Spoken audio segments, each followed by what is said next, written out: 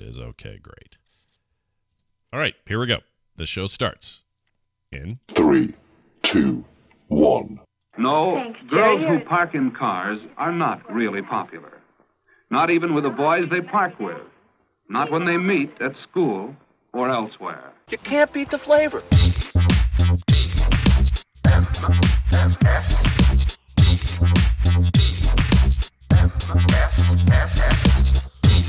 The morning stream. Am I still here? Hello?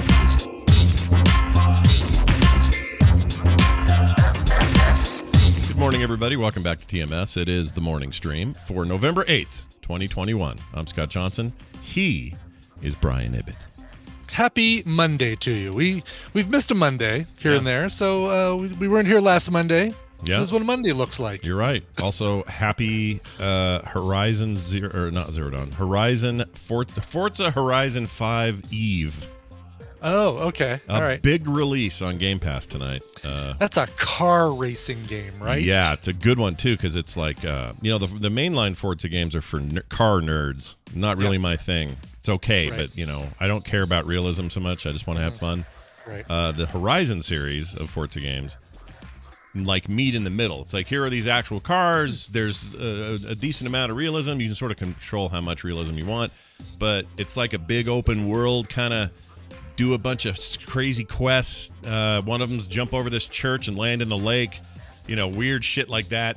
Like remember Burnout Paradise? You remember that game? I loved Burnout Paradise. It's yes. a lot like that. And Okay. Oh, well, you know what? Now you pushed me away, but you've pulled me back in. Yeah. That's what you've just done. And I know you've got Game Pass for your freebie Backbone thing, so you should play that on xCloud or Of course, yeah. a browser no or kidding. something. All right, Yeah. I will do that. That's a very cool game. So that's tonight. Benjamin, I don't disagree with you. Twisted Metal is one of the greatest card games of all time. I love Twisted Metal. Yeah. Yes. Hardly. I wouldn't call it a racing game though. It's a battler, a battle royale kind of. Yeah, it's more like a deathmatch thing. Yeah. I mean, the fact that there's not. I mean, I guess they are rumoredly working on it, but the fact that there's not a Twisted Metal game out and in the form of a battle royale with like lots of people is a crime. Like, I don't care about Fortnite. Do not care about any of these battle royale games. Would I care if it was all wrapped around the Twisted Metal series? Hell yeah, I would care. Yeah, then you'd get me. Yes, that would get me for sure. I'd find a PS5 for that. All right, look at this. Destruction Derby 2. Yeah. That's good. All right. Anyway. So check this out. We had a weekend, and as weekends go, things went down. Oh no. Okay. Yeah. So I talked to you a lot because we did stuff. We had did. film sack. We had Play play date. date. Yeah. So we were, as usual, the couple that isn't married but spends the most time together still spend a lot of time together. That's right. Exactly. And it was all well spent. But here's the deal. My So same-sex podcasting. there you go. So Saturday, right after I get done with you guys, or no, Sunday, I guess. Yeah, because we recorded Yes. Sunday. Right after I get done with you guys, Kim's knocking on my door, and I go, "Hey, what's up?" She goes, "Come out here. There's water again." I'm like, "Oh, that flood thing's Oh, back." but now you have your black light. Yeah, I got the black light, so I'm like, "Where is it?" Turns out it doesn't really help because water doesn't work with black lights. I didn't realize Oh, really? that. Yeah, I was thinking it would do it if there's some sort of particulate in the water. You know, some sort of like thing like a that would register. yeah, like a contaminant or like too much bleach or who knows, whatever. Right, but it didn't or, show anything. It just it shows live nothing. critter, live bacteria or something. Yeah, but I have been having fun using that light on all kinds of stuff. It's great. Oh, God, you'll have to tell us after this. Yeah. So I go out there, and sure enough, it's come into the carpet a little bit. But now we've caught it in the act, and there was no rain, so it had nothing to do with any storms. Oh, really? Because I thought that was a great theory. The whole was like water 100%. traveling down the line that comes from outside. Yeah, I was sure that was it, and wasn't at all. That thing's all dry, all good. What it is back in July, early August, I guess, we had a water softener installed. Okay. And it's this great big tank, black tank thing down here just across from me in the other side of the studio wall over there. Yep. And in the furnace room. And that thing only does its thing every 15 days. Okay. So if you have a water softener, I guess this is normal. Oh. It's like on a cycle. So it does its Oh, thing. really? Okay. Does its filter or whatever. And then every 15 days does it again. It's about 2 weeks. What does it do? Like fill your hot water heater with softened water, or? I don't actually know what it's doing. I talked to somebody who installs these. He says, "Oh yeah, that's normal. They have a Okay. They have a cycle. It's a little bit like if, you had, I don't know, your sprinkler set for every 15 days or something like that. Okay. Empties and drains and refills, says Major Spoilers. Okay, there you go. So that makes sense. It's meant to be a filter, so empty, drain, refill. Got it. That's what's doing it. And it's only happening though that's why we would see it and then we're like, well, there's nothing for days. Like every just a little bit more than every 2 weeks. Yeah. We couldn't figure out. Yeah, that makes sense. And it's not coming out of the drain. We tracked it this time because now we're seeing actual live water in there. It's only around the base of the softener and then rivers out to the edge of the carpet. Then the carpet just acts like a sponge and pulls it. And it's not a ton of water. Yeah. And it's not ongoing. It's just as soon as it does whatever the frick it does, that's when it's happening. And so we caught it in the act. I got some video of it. We called the people who installed the thing. And we're like, you effed up. Get out here. So they're coming out tomorrow. And they'll hopefully figure out what the frick is going on. Because that thing is leaking or something. So it's not in a place where there's a concrete floor with a drain. It is. Too much was coming out of it to. Well, so some of it is going to the drain, but the way that the cement in there is a little uneven, so it's meant to slope. But where they installed it, the slope is not quite happening yet. Gotcha. So some of it's coming off to the right and then coming down toward where the door is. And again, it's not a ton. It's not like a river or anything, but it's enough to do this. So anyway, they're going to come tomorrow, hopefully fix whatever they effed up. I knew something was skeezy about that guy back in June or July. There was something about him. I'm just saying he was there a little too long. It felt like he was a little too fiddly. I just had a feeling. A little sketchy. Yeah, I had a feeling that maybe he wasn't their best guy. You know what I mean? Like, we like this company. They've always taken good care of us, but he seemed maybe like he's done this one other time. So, it's like one of those. Start somewhere, but usually those guys come with another guy that kind of makes sure that they're doing the right thing, that they're doing the work the right way. He felt like that guy in every sci-fi movie that's in the dropship going, or someone else says to him, "So sure, how many times you been on an active thing? 3 times, simulated. Right, exactly. Yes, it's that guy." So anyway, they did not send their top man. No, this is bottom man. Bottom man. Anyway, we'll find out tomorrow what's going on. I want to give a shout out to Vincent Minucci, who's an expert at this stuff, and he's been kind of hand holding me a bit on this. Good. Yeah, he's great. He's he's inspector, house inspector guy, and former America's Next Top Podcaster contestant. That's right. Don't forget, that's his important resume right there. Those 2 things. That's right. Yeah, exactly. Also, a fine podcaster in his own right. Does great work. That's right. And I shared a panel stage with him at a BlizzCon one year in our little our Heroes event thing that we did there. Very cool. Whatever that was called. We had a name for it, and I don't remember. But it was a good time. Anyway. I'll miss those days. Those were great days. we need a replacement for BlizzCon for all of us. Like, not one that we are hosting. Right. Not a TMS Vegas. Not a, something that we go and we attend. And yeah, we got to figure that out. I don't know what it's going to be. I mean, it sounds like Blizzard's in no rush to bring it back for a bunch of reasons. Yeah, exactly. They don't want to bring back the Bill Crosby Hotel. No. Or suite, whatever. However it was phrased, the weird way that it was typoed and phrased in that document. Yeah, the document called it Crosby. They did call it Cosby. Yes. But the lawyers or the paralegals that was weird how they got that. It is weird because it's multiple times. Yeah. Be on the lookout, everybody. Find a fun convention in either Orange County or Las Vegas, and that we can just kind of converge on, and we can all be attendees and go to that. Yeah, I would love that. Well, I guess that's what the Texas Pinball Festival is going to be. Oh, it is going to be that. Yeah, is that still? Yeah. I mean, as far as we know, we're still on. As far as we know, we're still on. Okay. As Paul McCartney so eloquently put it, in this ever-changing world in which we live in, which drives me nuts because it's so damn redundant. Mm-hmm. Right now, in this ever-changing world in which we live in, it's still on. Everyone's been saying it forever. Yes. Did you see any? I can't believe that stuff that happened in Houston with that concert. Oh man, the Travis Scott thing. Yeah, AstroWorld. Yeah, no, that's horrendous. Frick, 8 people dead. Yeah, I can't even imagine the crowd's pushing so hard towards the barriers that it's like, that's what I'm assuming, right? Because you see the photos of the crowd, just the throng moving forward and just crushing the people against the barriers in the front. Yeah, it was really bad. And they, the worst thing I saw, there's a backstage photo or video of a camera dude who's like in charge of a lot of the production back there. Right. And a bunch of these women who work there and some other people are coming up to him and yanking on his shirt going, dude, we have to stop the show. We have to stop. There's somebody dead. Stop the show. And he wouldn't stop. No.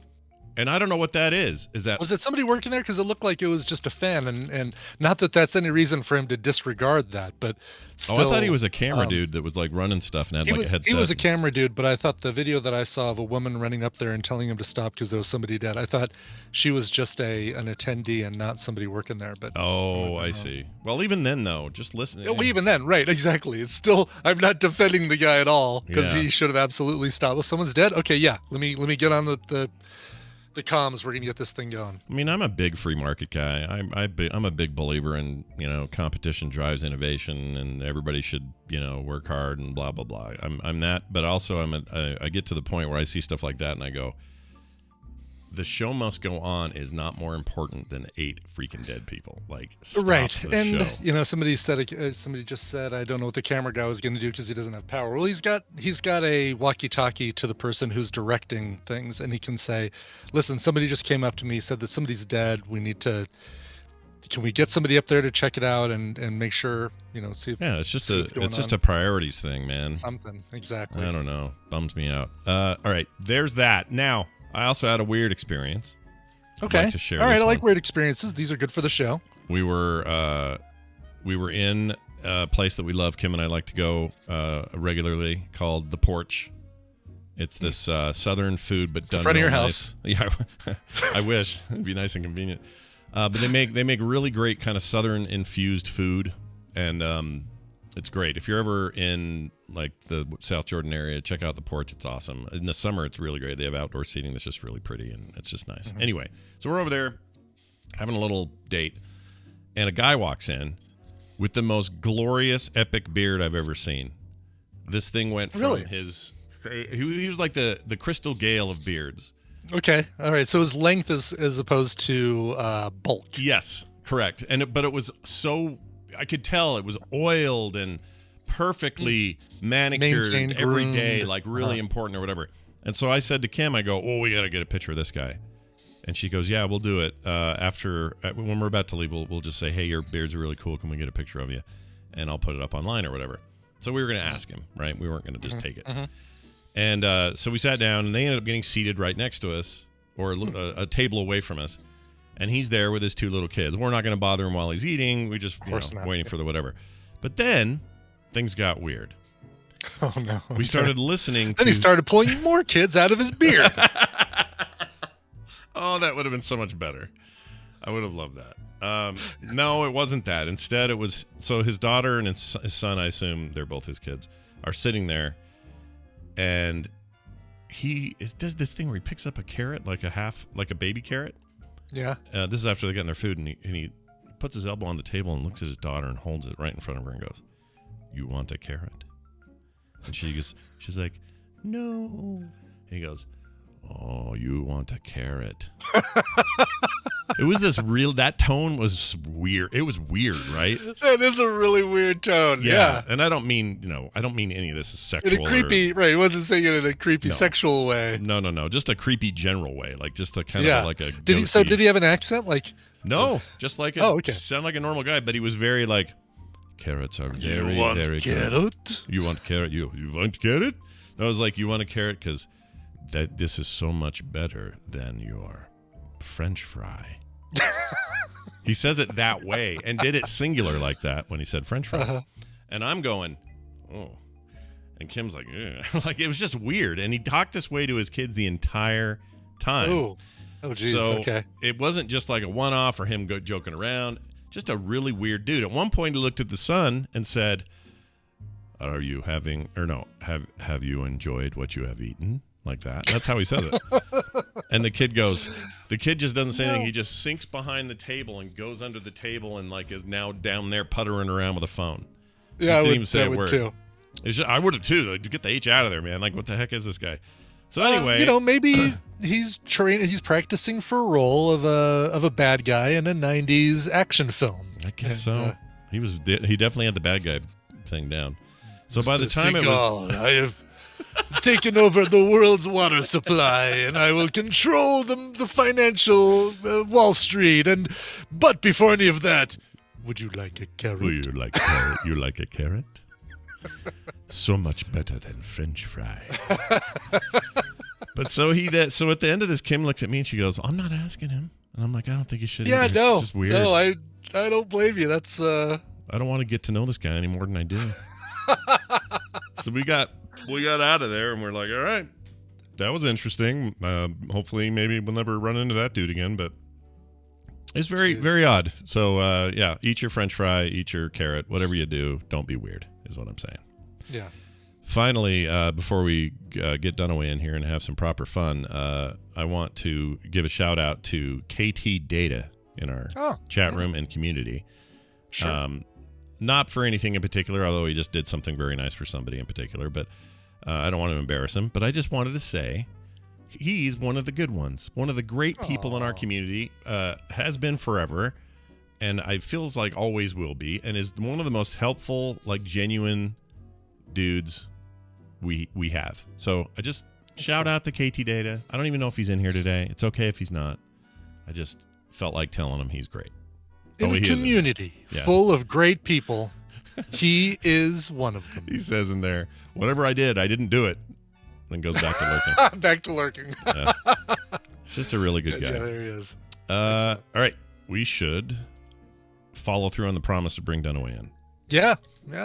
I feel like follow through is, it was part one in our eventual film sacking of TMS, which continued on Wednesdays. Yep, it sure does. Now it's permanent for a while anyway. Let's see what he has to say when I push this. Look who it is, everybody. It's your old pal Brian joining us all the way from beautiful South Carolina here in this State United. Hello, Brian. How are you? Oh, hi, Scott and Brian. Lovely to see you. It's lovely to see you as well. Wait, you can see me? No, I can only see your cool avatar that you drew yourself. That's all I can see. That was close. Yeah. People, I don't know how many people know this. Some of you do. But Brian's like a really adept cartoonist. Oh, he's amazing. Yeah, and he doesn't do it enough is what I'm going to complain about. Agreed. You don't draw enough. Get in there. Get it going. It was the first thing that me and Scott shared, really, before we started podcasting together. Yeah. I was looking around at web cartoonists because I was wanting to do some web cartooning myself, and that's how we got connected through Skype. Yeah, shortly thereafter. Skype was our first was the sauce we first soaked our buns in, and look at us now. That was a long time ago, dude. 2004. It had to be, right? Because we met before we did ELR, and you've been doing it for like 6 months before you brought other people in. I don't remember. Something like that. I was doing it on my own. So yeah, it was like 04 or something like that, which is crazy. That's just crazy. You're an old timer. So am I. What are you gonna do? I'm an old timer. I met him when he was just a small young boy. Just kidding. That's actually I was a big fat guy.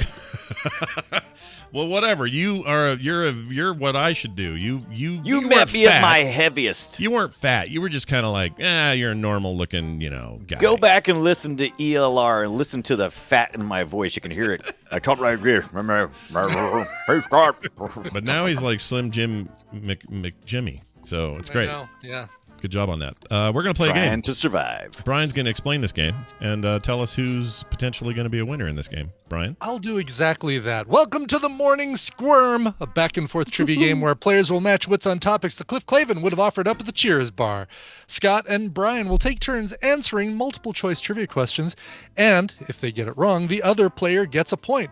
The player with the most points after 5 questions wins the prize for their contestants. And look at this. I've randomly picked people, contestants from members of the Tadpool that aren't able to listen live. Basically every day, or not every day, every Monday when I do this, I ask my Echo device to pick a number between 1 and whatever the highest number in the Google Form results sheet is. Nice. Today, she picked number 1. So I feel like I need to buy a lottery ticket. What are the odds? Okay. I guess the odds are exactly the same for every number. But anyway, Scott, you're going to be playing for Adam J. from Plymouth, Minnesota. And Brian, you're going to be playing for Chris Hartman from Pittsburgh. Oh, Pittsburgh. I figure there might be more than one Chris Hartman in Pittsburgh, so I'm using his full name. Yeah, a real Mid-America effort today. I like this. That's right, Minnesota and Pittsburgh. Steel Town and the land of 1,000 lakes. Yep, you're the backbone of this nation. Keep it up, you guys. 10,000 lakes. Isn't 10,000 lakes? Like many thousands of lakes. I don't know. Many thousands of lakes. I'm not sure, actually, now that you say it. I think it is land of 1,000 lakes, right? 10,000. The 10th? Oh, is it 10,000? It's 10,000. That's a lot of Are you lakes. sure you're not talking about the butter, Land of Lakes? No. Maybe? Well, I think that's where Land of Lakes. Maybe that's where Land of Lakes butter comes from. I thought it came from that Native American lady that had to take the off. one that's sitting on the front. The canoe? Yeah, they took her off. It's Jason Alexander now. Just kidding. I made that up. That's right. Yes, he's the Vandalay butter, everybody. Enjoy my Vandalay butter. Vandalay. Say Vandalay! You want to be my butter guy. And you want to be my butter salesman. Such a good episode. All right. Anyway, let's get to the questions here. We're going to start today with Scott. All right. Some weird questions here. Appropriately enough, it's not a carrot, Scott, but parents try to protect their kids and keep them safe. But which common food is responsible for 17% of choking deaths in children every year? Well, that's a kind of a morbid start to this set of questions. Holy crap. Well, you know what? It's more of a public service announcement than a trivia question. Sure. 17% of choking deaths in children every year caused by A, chicken nuggets, B, hot dogs, C, grapes, or D, goldfish. Okay, I actually think goldfish here are the crackers and not actual goldfish. Not like college prank goldfish swallowing or anything like that. Correct. You know somebody's died from that. You just know it. So I feel like I got a little advantage on this because I was just being told the other day by my daughter to not give Van grapes, and I said, why not? She says a lot of kids choke on grapes, so you have to cut them in half. And so I'm like, I can cut them in half because there's these bigger, larger format grapes. Nah, you know what, kids, you're not getting grapes. Yeah. So I think it's grapes. I'm gonna say. All right. Is the answer grapes? It's not. They are responsible for some choking deaths and very bad for dogs. Yeah, dogs can't eat them. One of them rolls on the floor. You want to jump on it like a grenade and not let the dog get it. Exactly. Yeah, he tackled that like a loose fumble. Yep. No. So the remaining, you got a point, Brian. The remaining choices are chicken nuggets, hot dogs, or goldfish. A registered trademark of the Nabisco Corporation. Right. So to choking death. Yes, choking death. 17% of choking deaths is it every Pepperidge year. Farm? I didn't know that. Is that who does? I think they're Pepperidge Farm, aren't they? Because they come in the same Pepperidge Farm kind of container as the Milano. Milanos. Yeah, you might be right. Yeah. That's a good point. Same bag. It's the same bag. I don't think it's quite the same bag, but it's pretty close to the same bag, right? Yeah. Pepperidge Farm make goldfish. Oh, all right. Yes. Do you want to know who their parent company is? Nabisco. Campbell's Soup. Oh, shit. Interesting. Yes. Wow. Everyone owns everybody. That should have been the trivia question. Your Milanos and your come from the same place as your chicken and stars. Yeah. When they have the mega corporation wars in the future, in the year 3000, I really hope that there's still a conglomerate that would be in the war, in the corporate wars. Very cyber. If we've learned anything from Demolition Man, Taco Bell owns everything. Yeah, right, exactly. Yeah. All right. So anyway, nuggets, so back to hot dogs, chicken nuggets, or goldfish. Right. So back to a much more morbid trivia question. Well, please let's stop the jocularity and get back to these poor kids choking on something. I would have thought you would have said Dad would have been there, but obviously not. I'm going to go with the Weiners. I think everybody's always hold on a hot minute. dog Wieners. Wait a minute. Hold on a second. I'm sorry. I can't just go right past that. I can't either. Hold on. You said you thought they'd be choking on their dads? What? Yeah, the dads would be choking them. Oh, okay. They're choking on Dad's hands as they choke them to death. I thought we just ended up in a really weird Pornhub subcategory. No, you bunch of perverts. You bunch of can't say nothing around you bunch of... I didn't know what you meant, and I didn't want to jump to any conclusions. I just wanted to suss it out and get to where it was, and now you've done it. So now see, and now you're saying suck it. Now you're making me dirty. Now I'm reading into things. No, you're good. You're good. Right. Yeah, it's definitely our fault. All right, go ahead. We can't be the only ones who thought that. I'm sure there's some people in the chat room like, wait a minute, what did you say? I'm sure so you're saying did. wieners. You're saying hot dogs. Yeah, wieners. Now I'm regretting saying wieners. Yeah, I'm going to say Oscar Mayer hot dogs. Number one don't thing. put a brand name on it. Oh, no, there goes our sponsorship. Is hot dogs the correct answer? Yes, it is. Hot dogs responsible for 17% of choking deaths in children every year. Chew your hot dogs, kids. Yeah. Well, forget that. Not the kids. How the crap? Why are you even selling hot dogs? We're killing our future. Get out of here, hot dogs in general? Yeah, the hot dogs are... Well, what else are we going to do with those weird animal parts that we can't use for anything else? Yeah, that's true. Bring them back to the pigs until we get mad pig disease. Mad. They're all mad. Pigs. They're all pissed. Pissed pig disease. Yeah. All right. That was a fun one. That went places. Brian, your question is this one. Maybe a little bit less morbid. I don't know. Millions of products were invented for one reason, but ended up being used for something completely different. One of the most disturbing is the sweetener I use in my coffee every single day, Splenda. What was Splenda's original use? Okay. I'll show you. It looks like that is what it looks like if you need the visual aid. Hold on a second. I'm still waiting. Yeah, go ahead.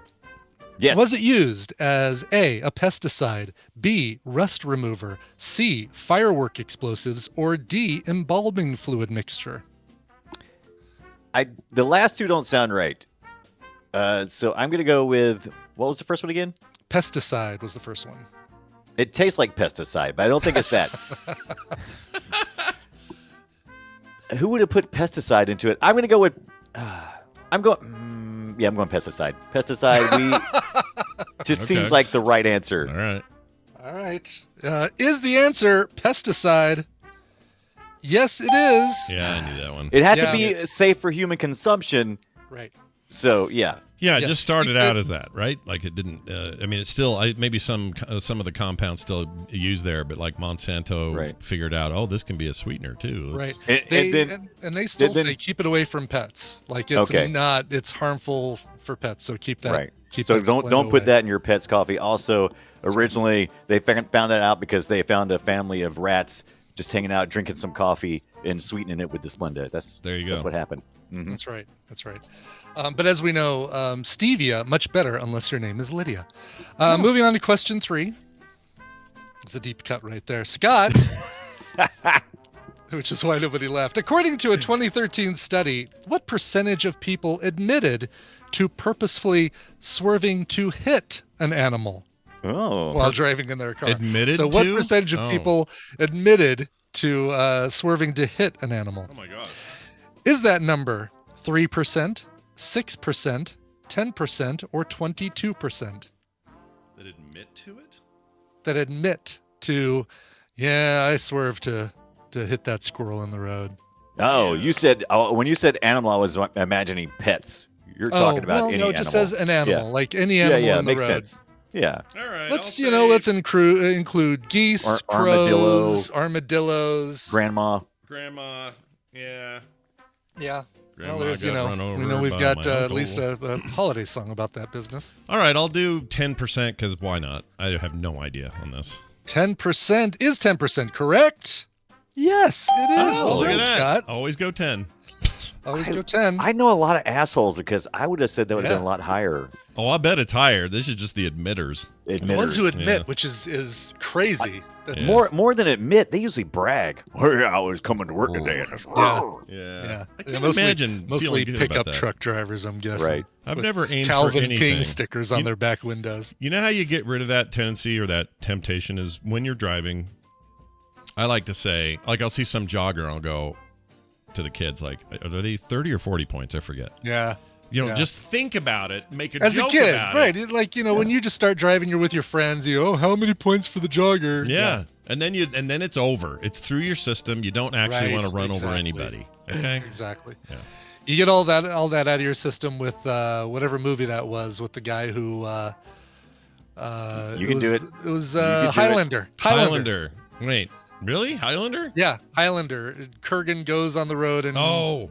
Right. Forgot. Runs over people. Yep. And you see really quick flashes of the people he's hitting as they go over the hood. That's right. I forgot he was doing that. Well, he was a real dick. I would have thought you was talking about Death Race. Kurgan was a dick. Yeah, that Kurgan was a real dick. Oh, Death Race? Okay, yeah, Death Race also. I guess it's right there in the title. Yeah. Postal. There's a few. All right. Scores 2-1. Brian, this question goes back to you. Cockroaches. They're pretty damn amazing. Which of these facts about cockroaches is true? A, they can lift 100 times their body weight. B, they can live 9 days without their heads. C, they can hold their breath for over an hour. Or D, the fastest cockroach was clocked at 7 miles an hour. Ironically, one of those is them holding their breath for 9 days as well. But just they don't have a head to breathe with. Right, exactly. Yeah. Two of them after the holding their breath. Yeah. Just one other way of looking at it, but right. We'll see how you do. One of them scares the hell out of me. That D, 7 miles per hour roach scares the crap out of me there. Yeah. This is what fact is true or which not of these true? is true? So only true. one of these facts is true. God, they all feel true. We might end with a tie here because I know they can live. I know I've heard they can live so long without their head, and I'm not sure if that's like a urban legend or something. I'm going to go with that one though. They can live a certain amount of time without any head. 9 days, which is gross. Just like this is the story of a girl. Yeah, wasn't that the band 9 Days? Wasn't that 9 Days? Wait, that's it. Story of a girl. Hit it. Who cried a river? Who cried a river and drowned the whole world? She looks so fine in photographs. Absolutely love her when she smiles. Anyway, all right. So did they get their name from this? We'll find out. Can cockroaches live 9 days without their heads? Yes, they can. Well done, Brian. Well done. I was going to pick that one too. Nice job. It's a very good. Who's winning? Good, Who's ahead here? Well, now Brian is winning 3-1. So all you can do with this last question is save face and make it 3-2. Congratulations to. Well, we'll get to that. Last question. Oh, you love your dog, Scott. I do. Yeah, all of them, and they give you love and affection, companionship. Sure. They follow you around and look at you with adoring eyes. Sure. However, they're also likely to give you an infection that leads to what? Is it A, the flu, B, the common cold, C, chronic diarrhea, or D, chlamydia? This answer I know because I have a friend who just finished a bout of. There's a word for it, but it's chronic diarrhea. They lick you in the face and you get a certain kind of thing, and you got to go in for this, or else you're going to die. Giardia or something like that. Giardia, something like that. It's absolutely correct. Yes, chronic diarrhea. Diarrhea from your dog. Coming at your diarrhea. We said it at the same time. Oh, that's funny. Yeah, it's bad. Like, who was it? I don't know if it's anyone on the show would know, but I had a friend some years ago who could not figure out what was going on. Multiple doctors. The tests were not showing the right results or something. And so eventually they were just like, we think it's this, so we're going to treat you for that. And boom, it took care of it. And it was totally from their dog. Their dog ate a poo or something, then licked him in the face, and that's all she wrote. See that? What? If I had diarrhea all the time, I would definitely cut dog licking my face out of my routine. I would too. Get it out. Yeah, I agree. Diarrhea. You don't want diarrhea. You just don't. My Hungarian grandmother, one of my favorite stories, I think this was on my 21st birthday, right? She was taking me out to dinner and Tina was over. We were just dating at that point. And she came over to my apartment and she sees the cat walking around. I said, "Oh, watch this." And I went to the bank earlier that day and I got a butterscotch dum-dum. You know, they have the lollipops there at the bank tellers. Back when we used to go to banks before we did it all on our phones. Yeah. And they had a little thing of dum-dums and I always grabbed a butterscotch one. Yes, and, the best. And you hold it up to, and Julia, my cat at the time, loved butterscotch dum-dums, but I had to lick it to get the smell started. It didn't smell. It didn't. Go ahead, Jamie. Here's a free one for you. But in order for the cat to smell the butterscotch flavor that it wanted to lick, you had to activate it. I had to activate it exactly. Yeah. And so I show my grandmother, and she's like, "Oh, that's so cute, but Brian, I hope you don't put that in your mouth after she's been licking it, because she licks her butt, and then she goes around the neighborhood and licks all the other cats' butts, and then she licks that lollipop, so I hope you don't put that in your mouth afterwards." And because she said that, the very next thing I did is stuck that thing in my mouth, and you would have thought I poked her foot with a needle the way she yelped and jumped. Oh, No, Brian! What? I would have done. Yep. Need to spend the rest of your night with chronic diarrhea. So Hungarian swear words. Wow, that's fantastic. I love that story. I wish I had a Hungarian grandma, but neither of mine were that. Yeah. Well, Anyway, well done, everybody. We've got a pair of winners. Winner, chicken dinner. Because that's congratulations to Chris Hartman in Pittsburgh. You're going to be walking home with, well, you're not really going to be walking anywhere. I'm going to email these to you. Override, Mech City Brawl, and Evergarden. Those 2 games coming to you. But Adam J. in Plymouth, Minnesota, you're not going away empty-handed. You're getting Shenmue 1 and 2. Well, so it's almost like you're getting 2 games. Yeah. I loved Shenmue back in the day. That thing was groundbreaking. Almost all the 3D open world games we play these days have some thanks to give to Shenmue. Really? Just, yeah, cool. yeah. That thing was Shenmue. like groundbreaking. And remember, the first three rows are a splash zone when you play Shenmue. There you go. It's a very odd game series, but it's just it deserves some credit for breaking some new rules, and it's cool. Interesting. Yeah, I've never played Shenmue, so maybe I'll keep this and give him something else. Boom. There you go. Well, all right then. Well done, everybody. Hey, Dunaway, you helped somebody win something. That's really what matters in our lives. Yeah, it feels good on a Monday. Yeah. It does feel good on a Monday. Today, what else will feel good? Well, I know. Maybe you and I getting together later, talking about indie games. The indie games business is our business over there at the Boop Show. So if you want to listen live, we are at 5 p.m. Mountain Time right here at frogpants.tv, or you can check the podcast out later. But very excited. I'm going to be talking about unpacking today. Oh, you did get unpacking. Good. It was on the Xbox Game Pass, right? So you got a chance to play it. Excellent. I almost bought it on Steam because I just like, well, I may as well. But then I saw, it's on Game Pass. I'm not buying it. Day 1 release. Yeah, trippy thing. Can't wait to talk about it. I don't know what you're playing. What did you decide on? Because I ended up taking what the internet suggested. Yeah. I let them take a poll on what to play, and they chose Despot's Game. It's a dystopian army builder, and it was a lot of fun. It has like little puny humans you can control in these little automatic battles. They remind me of like the little muscle men. Remember those little pink muscle men? Oh yeah, MU. The little they were like muscle. The little plastic muscle fighters. Yeah, from like the 80s. It was like the Green Army Men, but with but it was like their names were an acronym that spelled out muscle. But I don't ever think there were any words associated with that M.U.S. No. Yeah. I remember those. I don't remember ever owning any, but I remember them existing. No. I had a whole bucket. Yeah, you did. Yeah. Of course you did. Give kids something to collect. Yeah, so check that out, and that'll be today, and it'll be great. I promise. So tune in or catch the podcast, however you do it. Brian Dunaway, the Brian Dunaway on Twitter. Have a great day.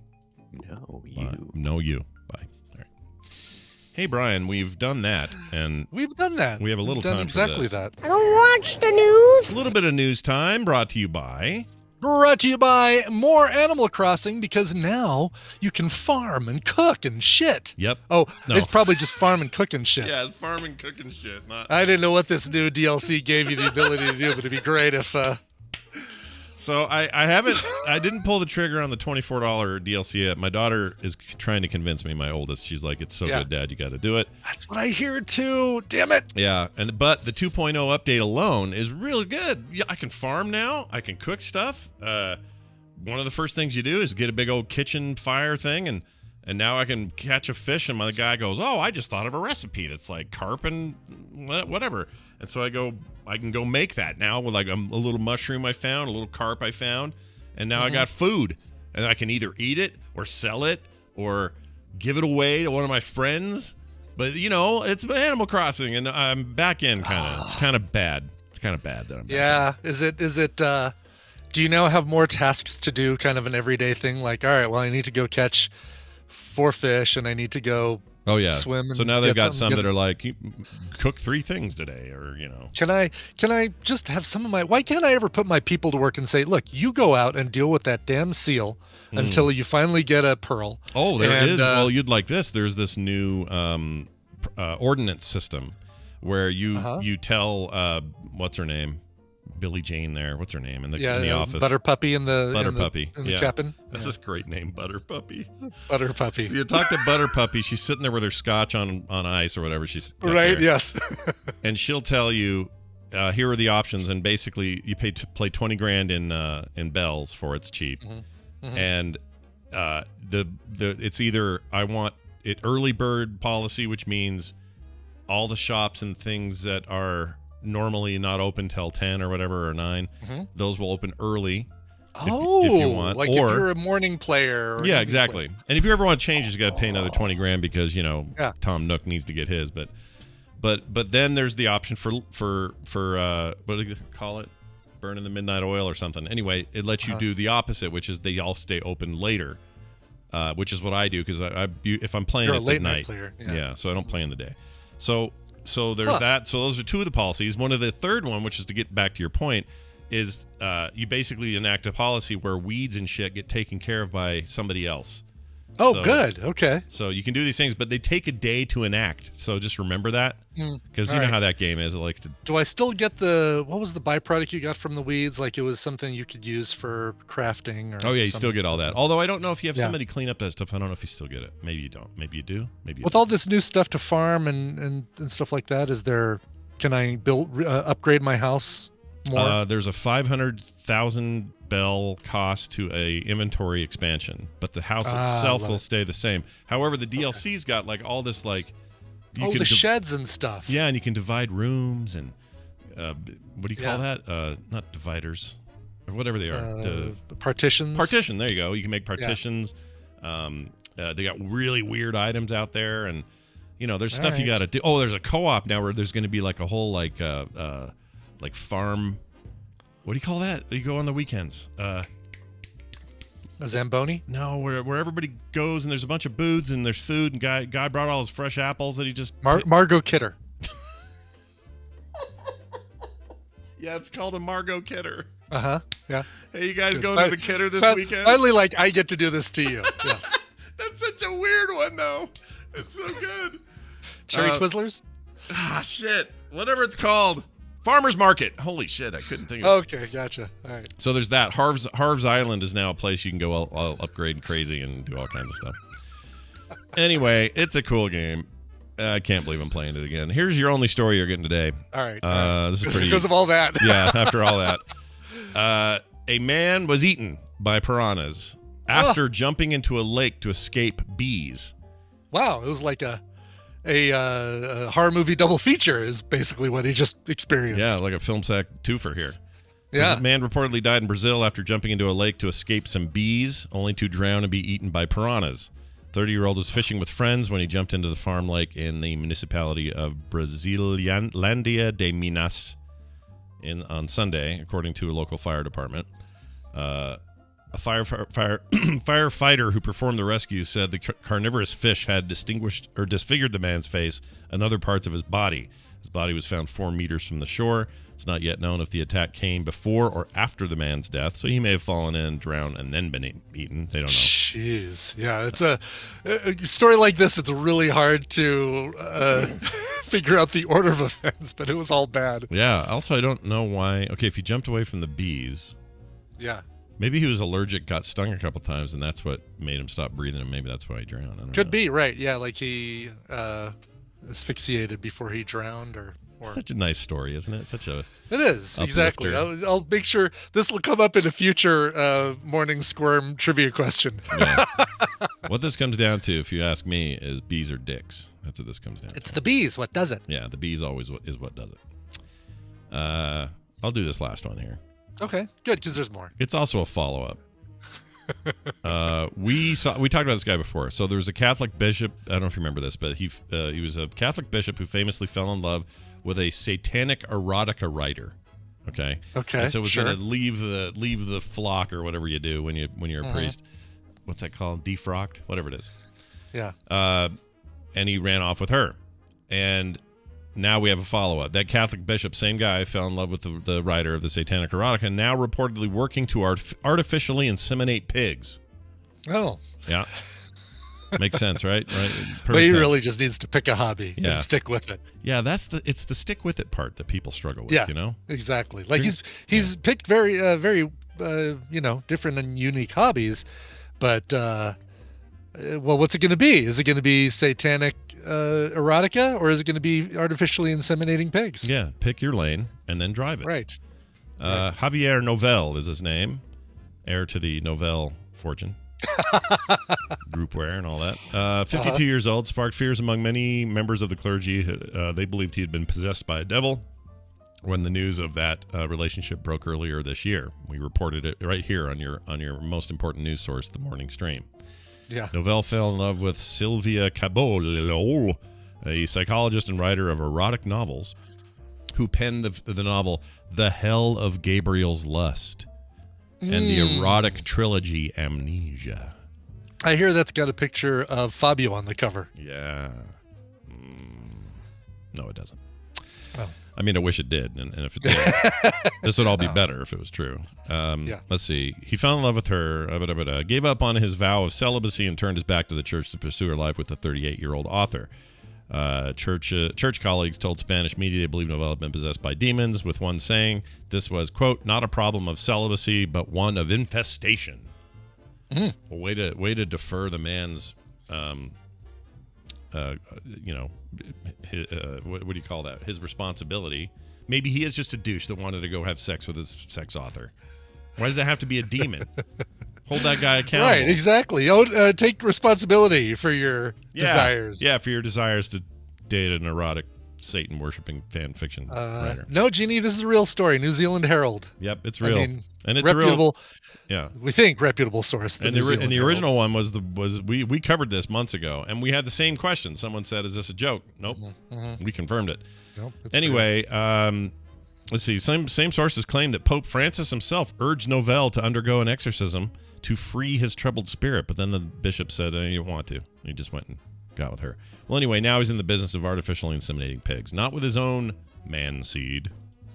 Okay, other pigs, right? That's a business. Yeah. You're breeding pigs is what you're doing. Right. Yes. No. He's just a delivery mechanism, not the supplier. Yeah. He doesn't supply. He doesn't supply the important ingredient. He brings it. Hey, how about that Indian in the middle, Scott? You know what? Now's a good time as any. We're going to do an Indie in the Middle. When we come back, Steven Schleicher will be here because Mondays are his. We'll do that in a second. But before that, Brian, why don't you tell me more about this Indie in the Middle you spoke of? Yeah, we're going to Joshua Tree for a duo called Wizard Tree. Appropriately enough, these guys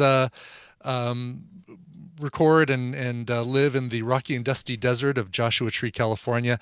This is cool. So it's kind of a rock and pop deal, but what's amazing about these guys is the invention of something that sounds like some Gandalf porn, but they've got something called the Wizard Stick. Now, what this is, it's a modified bass guitar that sends multiple signals to multiple amplifiers. So it gives this weird, rich bass guitar sound. It's really cool. You want to hear it? Let's hear it. Yeah. Here's a song that showcases that very same thing. The song is called The Lake. It's the brand new single from Wizard Tree. What the hell? No wonder. Wrong tree. Hold on a sec. What's the window situation?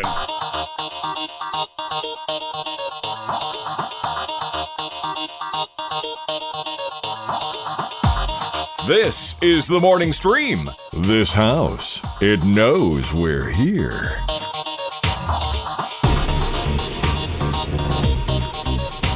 Complete accident that this I know, it's here. great what synchronicity the hell? there. No wonder. Wrong tree. Yeah, that wasn't intentional.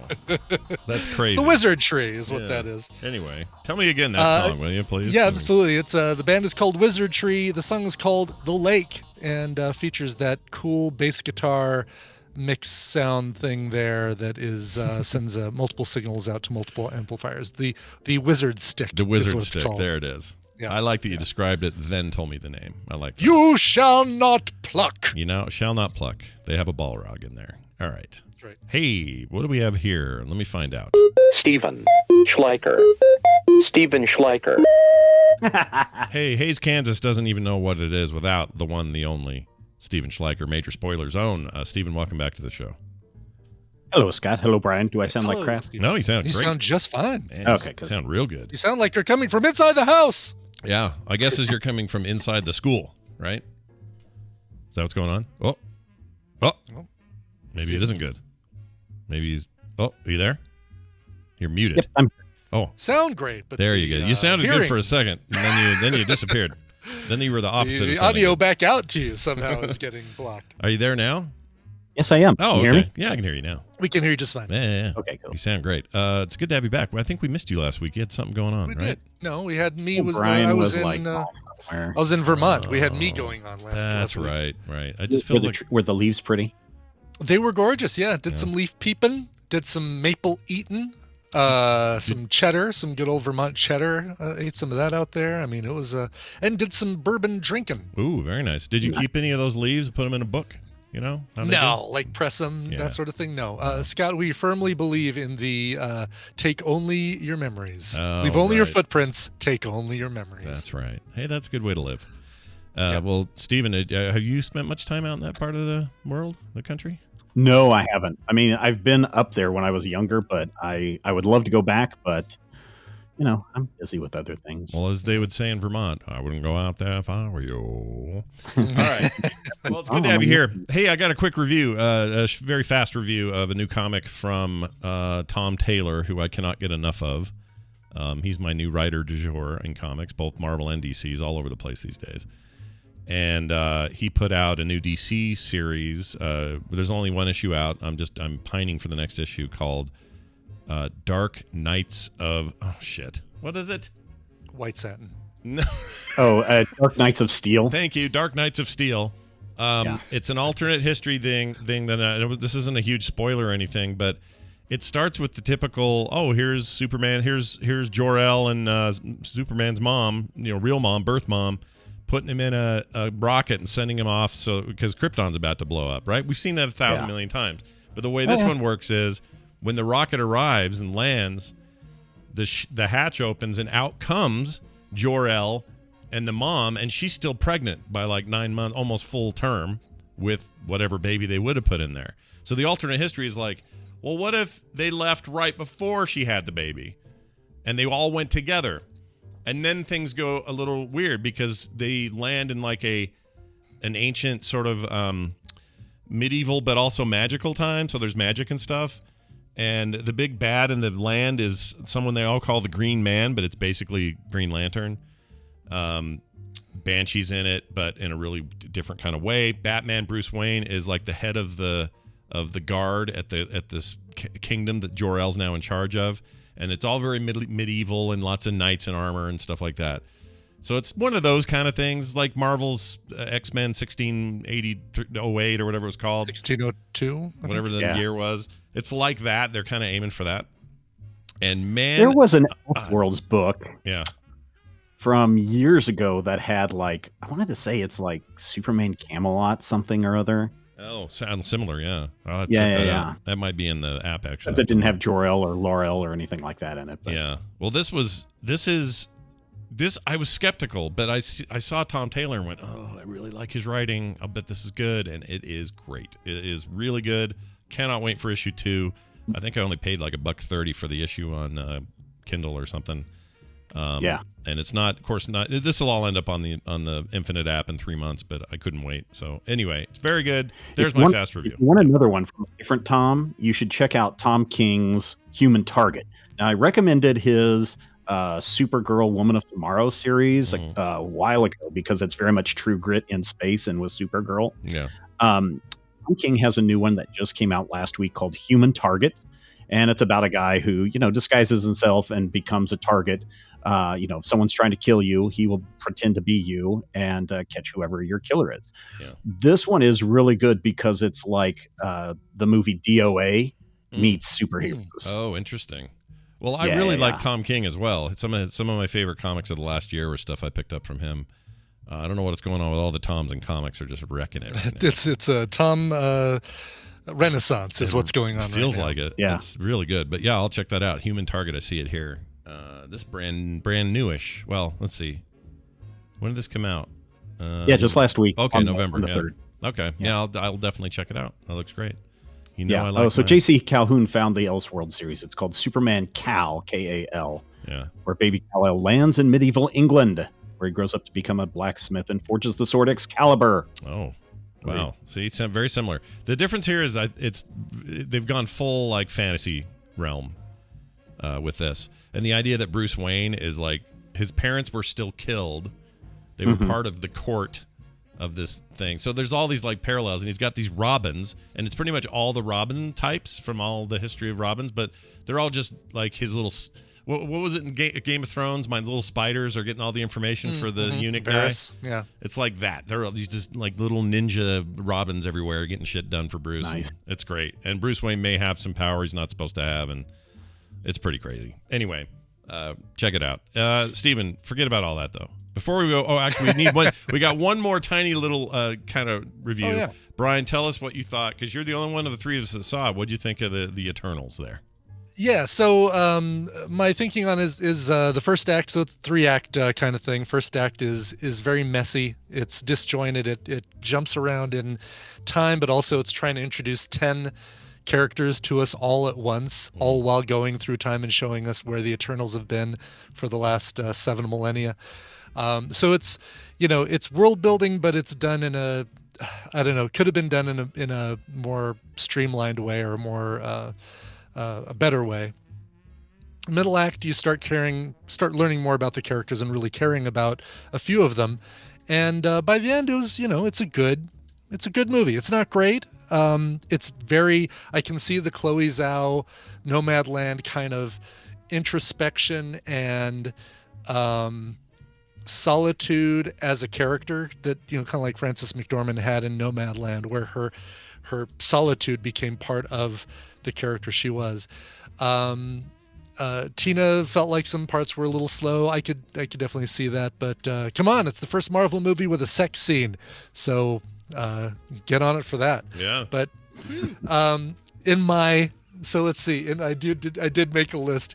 In my list of Marvel movies, the 26 released Marvel movies, I put Eternals at number 19, just below Shang-Chi, and just above The Incredible Hulk from 2008. Oh man, Shang-Chi, you rate Shang-Chi lower than everyone I've ever talked to. They all love that. I liked it, but I liked things like Black Panther, Doctor Strange, Civil War, Endgame, Infinity War, Guardians of the Galaxy 1 and 2, Ragnarok, more than Shang-Chi. It was hard for me to put Shang-Chi that low, but it's all of them.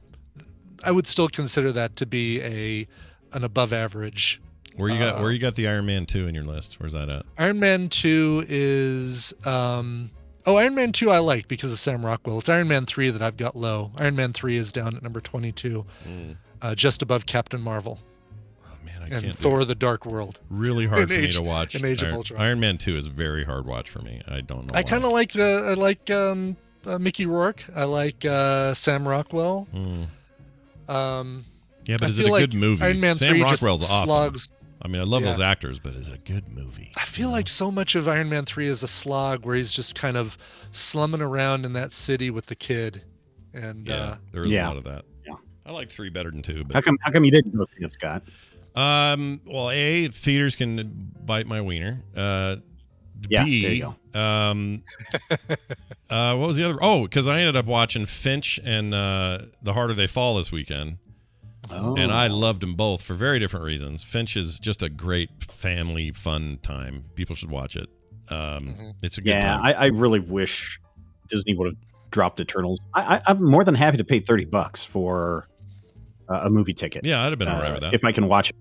Yeah, did you get you see the news? Spider-Man Far From Home. Far From Home will be out December 7th. December 7th. Theaters only. So there's that.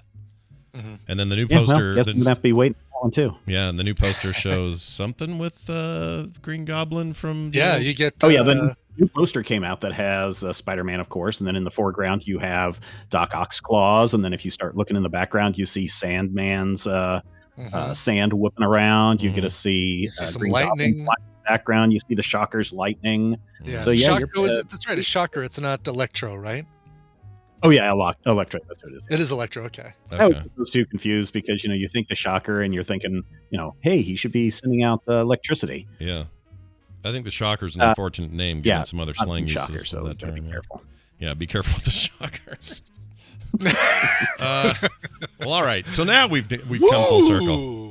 Let's get to other movies that are doing things. No Time to Die arriving on VOD on Tuesday. That's awful quick. I didn't expect that so soon. Which is surprising because the movie has done fairly well in the box office, but probably not. I mean, it's done 600 million worldwide, but probably is not as much as they thought. Now I don't know. This movie is not released through Universal. Universal has an agreement with the theater owners that if they don't get a $50 million opening weekend, that they can release that movie to VOD as early as 15 days after release. No Time to Die hit 55 million on opening weekend, but for whatever reason, they're still deciding to get this out onto video on demand rental, MGM. Tomorrow. So if you didn't get to see it in the theater and you've got a big screen TV or you don't have a big screen TV, maybe you want to offend the filmmakers and watch it on your tiny iPhone. You can do it $19.99 starting tomorrow. Okay, so no rentals, all just purchase right now, right? It's just rental. Yeah. Oh, you're it not is gonna only be able rental. to purchase. Oh, so it's $20 to rent. Yeah. Hey, I'm like I said. I just said I will pay $30 to watch Eternals on Disney Plus on top of the service. $20. That's a bargain for me. It is. You can fill a whole house full of people and watch No Time to Die for the cost of 1.5 movie tickets. Yeah. That provides that they're vaccinated and they shut up when the movie starts and stop yakking and get off their cell phone. So yeah. Yes. No, I think my sister and I are going to have a lot of fun watching that this weekend. Yeah, for sure. I didn't know about this, so I think that's what we're going to do too. That seems like a great idea. And then at the end of the week we get Shang-Chi, which is out on the 12th on Disney Plus. So the thing is with that one went a little longer than the 45-day window. And that's because I think Disney Plus is doing some big event this week to celebrate either an anniversary or something. But that was the reason why they moved the Shang-Chi down to November 12th. I don't think we're going to see Eternals just suddenly appear on Disney Plus this weekend. No. But you never know. You never know, but I mean, 77 million, I think, was 71 million domestic opening. I think they're well over 100 million worldwide. So they've got some life in this movie still. If people want a very different experience reading the Eternals than what they saw in the movie, and again, I'm just saying this based on all the trailers that I have seen, go pick up Jack Kirby's original 12-issue on the Eternals, and it is like the trippiest trip you will ever have. You can tell that Jack Kirby just finished reading Chariots of the Gods from Von Daniken and was like, I got to turn this into a comic book. Yeah. What's that thing that Taika Waititi, there was news about him going to adapt the film? He's doing Inkal, which is a Jodorowsky joint. But they never mention Mobius in the damn headlines ever. No one ever says Mobius. I'm like, are you kidding? That book and almost everything Mobius ever did art for, if you don't mention that, you're missing half the point. Drives me nuts. But anyway, that seems cool. That'll be all right? That'll be pretty cool when it comes. Yeah. And he did a whole thing. He's very excited about doing this, so that'll come out in a couple of years, is my guess. Well, that will be interesting. Pink Panther, Black Panther, Wakanda Forever. We're bringing back Pink Panther, everybody. They shut down production. Why? What happened? So several months ago, Letitia Wright, or I don't know how to say her first name, but I believe that's right, Letitia. Yeah, she suffered an injury on set, and the word is that they were shooting all around her scenes so that she could recover from her injury. Well, it turns out that she's still not fully recovered, so they're going to have to shut down production until after the new year, and they're going to come back in 2022. They said that shutting down for about a month and a half is not going to affect the release date of the movie. But if she doesn't come back, that's going to be a little difficult. Also, it should be pointed out that Letitia Wright was also one of the people that was very vocal not getting vaccinated, and so she can't be on set unless she's vaccinated. So, okay, I didn't know that. Wow, they're holding the line. What was her reasoning? She just didn't want to do it. No, I don't know. Yeah. If the minute I don't think I should get vaccinated, that's when I'm just like, I don't think you should be part of society. There you go. Hey, you guys wanted a strong opinion out of Steven today. You got one. I mean, you can either be part of society or you don't want to be part of society. Exactly. Yes. They want to be part of their own. We're living in society here. Yeah, that's right, George. Well done. This is great, and we always like getting our updates from Steven, and of course, Majorspoilers.com full of this sort of stuff. So if you couldn't get enough here, by gum, you got plenty more to read at Majorspoilers.com. Is there anything coming up on the network or the site you want to tell people about? Oh man, patrons, I've got a story for you this week for the Major Spoilers Podcast pre-show, all about how my son became homeless over the weekend. It is a funny story. It's nothing serious. It is the funniest thing that you will hear all week, but that's only for our patrons. Oh, wow. Sign up at patreon.com/majorspoilers. Oh, I'm a patron. I should be able to get that. Very nice. Very cool. Steven, having you here is always a pleasure, and we wish you nothing but the best week ahead of you until we see you again. Stay hydrated. Bye now. I always feel like now that he's back at the university, I feel like he's really always huddled over a microphone so other people can't hear him. Yeah, you know right, I mean? Exactly. It's just kind of good. Like when we used to get Daryl when he was at work. Yeah. Oh, hi guys. Let me tell you. I was thinking about his. Here, let me grab it. Oh, his phaser. Yeah, mine. Yeah, it's one of my favorite things I ever got from anybody, and I don't know if I've ever shown this on the show. I probably have, but yeah, Brian's got one too. You've got the more modern. I have the. phase. I think the next generation colors, but still the original. Oh, is it? Okay. Well, no, maybe. Yeah, I don't know. I feel like this is a slightly different take, but I could. Be yeah. wrong. Well, anyway, this is very like old school TOS, and I love it because it has this removable. Let's see, how does it come off? Yeah, a little magnetic. Yeah, this comes off. Yeah, it's so cool. Mine's Discovery because look, it's got the. Oh yeah. Discovery. So the more modernized, but also retro at the same time. Yep. Yeah. Exactly. Isn't that cool? And it used to have. Yeah, Let's see. Does it make the? Oh no, it doesn't. It used to. I thought the button used to work, but maybe. Oh no, I know what it is. The little setting for we're gonna go full kill mode or whatever. There's a little switch on the side that moves, so you can move it. Oh, cool. Yeah, mine doesn't. Stun only versus the other. Anyway. Yeah. Isn't that cool? I love it. It's very cool. Yeah. Yeah. No, this hangs on my wall above my shield, and I accidentally knocked this off my wall, taking the shield off to show it to the kid across the street this weekend. Oh, nice. Oh, he must think you're a lord nerd over there with all your cool stuff. I am. Like he's like, oh, I want to see my Iron Man outfit for that I wore for Halloween. I said, yeah, and I'll show you my Captain America shield. And he came over like, oh, this is so cool. And I let him hold it and run around with it for a while. And I said, great. That's enough of that. It's not really vibranium. Come back here. He didn't try to Chris Evans it across the room or anything, did he? Like throw it like a frisbee. Oh, there we go. That's good. Oh, all right. Well, that's that magnetic piece. I'll find that. His dad said, "Have you tried swinging it and throwing it and see if you can lodge it in the tree?" I'm like, "No, I have not tried that yet." Oh, if you ever did, film it. Everything's content.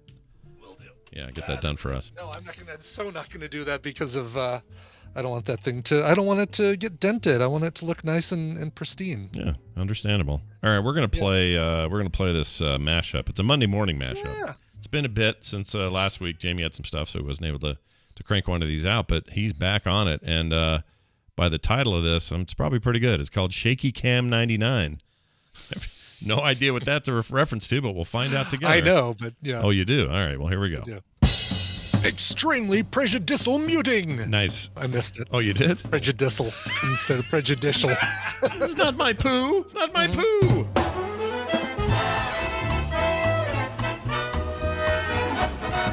Do you do it in the bum or in the leg, the thigh? The leggy bum area. The leggy bum area. That's where I get my teeth. Leggy Bum was my favorite 1920s stand-up comedian. Old leggy bum. Boy, he couldn't do that act today, though. Oof. If it's like too wide an opening and, part of your butt cheeks are kind of getting pushed down in there and cutting off the circulation. My head ain't fitting in your weird little hole. Forget it. Exactly. I assume the goal is you take some of the old Pedro and apply him to the new Virginia, right? There's nothing I like more than putting a corn cob up my butthole. Any phantom boner feelings? Flee flat.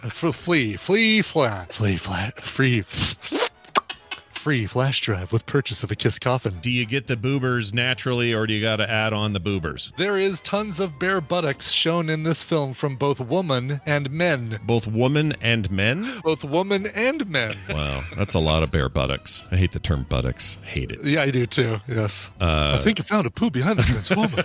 The Transformer. Suck it, Johnson. Oh, I'm sucking it. I'm sucking it right now, baby. Like dark brown, shriveled up. Yeah.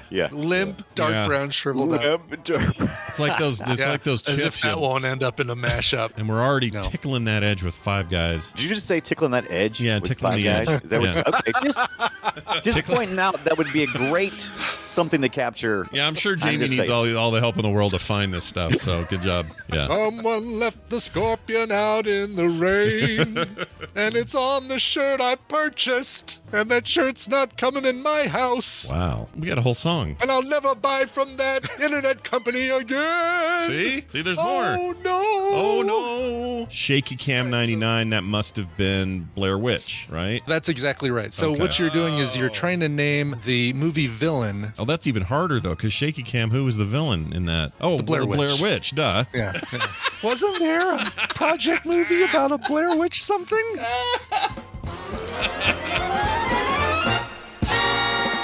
Oh, that's so stupid. So stupid, but so great. Who's the villain in the Blair Witch Project? So I don't know. I don't know who that was. But I know Jamie makes great stuff. Big thanks to Jamie, TMS Mashups on Twitter. He's the man and did a great job as always. All right, that's it for today's show. Big thanks to everybody for listening. It is a new month, which means you can head on over to patreon.com/TMS and get all up in it, man. There's all kinds of reasons to support the show, including daily content that is free on top of everything. And for as little as $1 a month, you're in. So join up today. We'll mention some names tomorrow. That's patreon.com/TMS. Hey, Brian, did you bring a song that you can play now? I did. Luckily, Miss Taffy Guy sent in a request that just could air on any date that it fit. Today, it fits. Mrs. Taffy Guy, Lois, says, Covermaster, I found this awesome cover of Tainted Love that I just needed to share with the TMS crowd. Is it too early to get a Makes You Go Poo-Poo? Oh, I moved that. Hold on. I moved. Because I changed his intro, but now, hold on. Let me see here. I think I have this. Okay, here you go. It's not there. Okay, how about there? Nope. How about that? Nope. Here it is. Nope. I found it. I think poo-poo is cool. Oh, that was different. Let's try. Let's try this one. I think science will make you go poo-poo. Oh, it has a fart at the end either way. Okay, cool. Well, we get farts either way. Yeah. All right, this is done by Chase Holfelder and Tom Evans. Take it or leave it. I like Chase's stuff, but I do find that it's you know exactly what you're going to get with a Chase Holfelder cover. It's softly delivered, very emotional singing, and kind of low vocals, sparse instrumentation, etc. Works perfectly for this. He just put an album out called Silver Screen Sessions Volume 1. It's more an EP with 5 songs on it. Here are Chase Holfelder and Tom Evans with their cover of Gloria Jones, not Soft Cells, Tainted Love. This show is part of the Frog Pants Network. Frog Pants Network. Get more shows like this at frogpants.com. Ugh. That's so not